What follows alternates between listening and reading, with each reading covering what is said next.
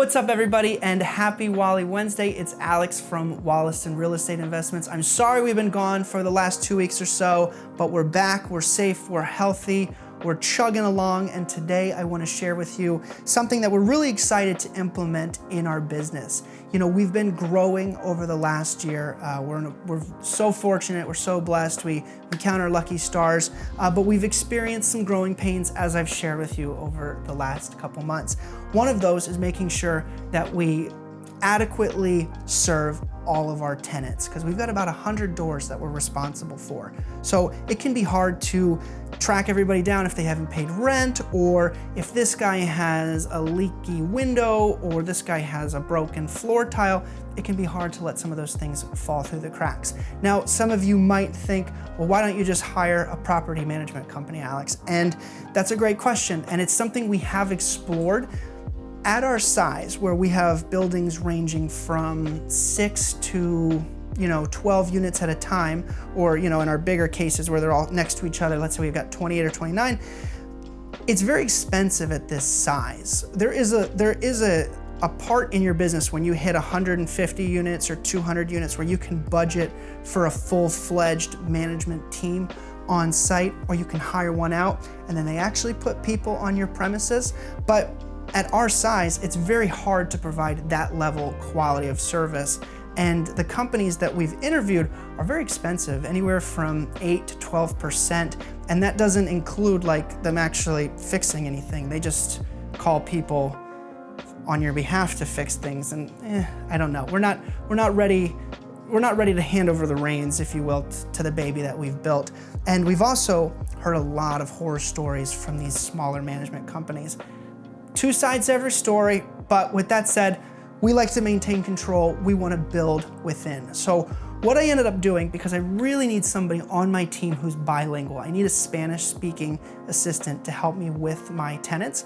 What I did is I actually went onto Upwork.com, which is a virtual assistant website. You can post jobs for almost anything you can think of, and then people from all over the world or specific geographic regions, if you want, will actually apply for your job. You can then interview them and then hire them contractually, hourly, however you want to set it up. So I've actually got about 30 applicants to go through this week and interview, which I'm very excited for, but he or she will be a Spanish-speaking person somewhere in the world that has to work 9 to 5, and they will help us leverage this next tool that I want to share with you. It's called Asana. It is it's a management checklist tool, if you will. Organizations can have members, everybody can log in, create a profile, and then management can assign tasks to different members as needed. You can set due dates, you can set times, all this jazz. So what will happen, most likely, is let's say Jenny from 127 Clemente Street has a leak underneath her sink. She only speaks Spanish. So she's gonna call our Google Voice number. Not only will that go to me if my assistant's not available, but the assistant will be able to actually answer that phone call from her cell phone or from her computer, right, via Google Voice. She will then talk to Jenny. Jenny will say, I've got a leak underneath my kitchen sink. The assistant will say, great, when can we get in to do the repairs? How does Friday work? Hopefully the tenant says, yep, that works. And then she will go into, the assistant will go to the proper property folder that we've created. She will go in and she will create a task, a repair request work order, if you will, or subtask under Asana. So Jenny in 3R needs repair under kitchen sink for leak. Beautiful. All of my tradesmen out there, my team, my support staff, they've actually all got access to this. So when she assigns the task to the correct employee or subcontractor, they will get this notification that there is a repair to be done, and she will coordinate it with them and their scheduling. So let's see, we've got a due date on Friday the 16th, bada boom. And then from there, what we will also do is we will set a follow-up, a satisfaction phone call, if you will. Satisfactory call. Spell it out, Alex. I didn't even spell it right. It had to autocorrect. All right, since I'm putting in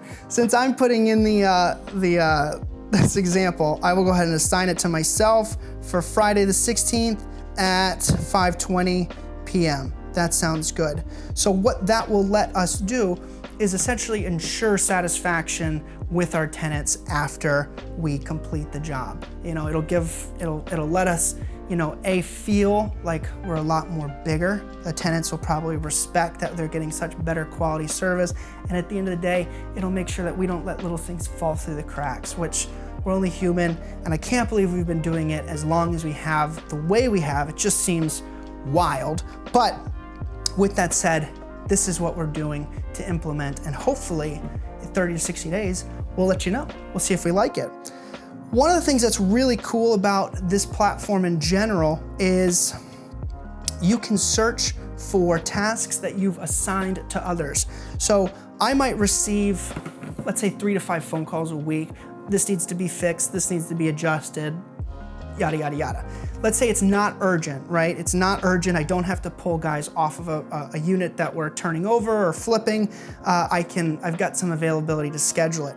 What I can do then is I can actually look at all the tasks that I've assigned to somebody, and then I can go through at the end of the week or whenever I decide to, 2-3 times a week, we can schedule out the following week, and everybody will be running like a well-oiled, calendar infiltrated machine. So this is Asana. This is how we're growing. This is how we're gonna try to compete with the level of service and quality for our tenants that the big boys do on the really large apartment buildings that we don't do yet. So I hope you enjoy it. This is something that maybe you can try out. And if you do, let me know if you like it, if there's any ways that you can improve on it. But we'll check back in 30 to 60 days and let you know how we're doing. And wish me luck on my interviews this week. So as always, please hit us with a thumbs up or a like. We appreciate you guys taking the time to watch these videos. Please share, subscribe with your family and friends, and stay blessed. Peace out.